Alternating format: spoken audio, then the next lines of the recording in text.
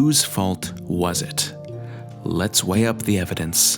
Many individuals have been accused of tampering with Spore during its development over the years, but the name I've seen come up more than any other is Chris Hecker.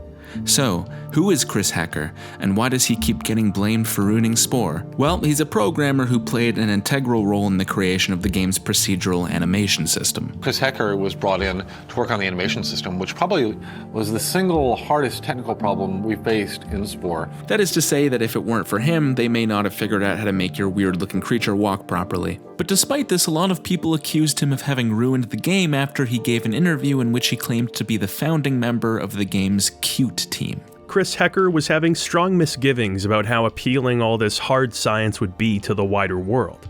I was the founding member of the Qt team, he says with pride.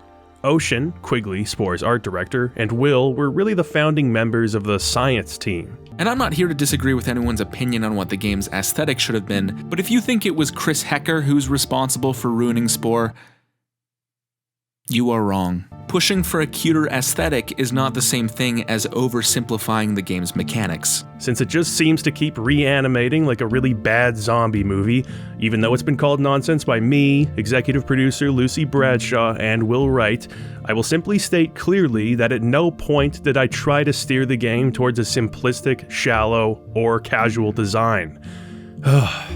And Chris has gone on record numerous times since the game's release to say that he was ultimately disappointed with how shallow the gameplay ended up being. I spent 6 years on a game that did not explore its fundamental mechanic to its aesthetic conclusions.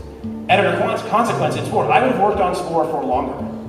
It might be true that certain others who were responsible for watering down the game's mechanics also liked the cute aesthetic because they thought it would make the game more marketable, but that's not Chris Hecker's fault. He very clearly didn't want the game to be simplified. But despite this, Chris was harassed for ruining Spore for years. I have read through forum upon forum and even seen articles from game journalists blaming him for what happened, and it is total bullshit. Like, he wasn't even on the game's creative team. Like, he didn't ruin Spore. It wasn't Chris Hecker, I promise, guys.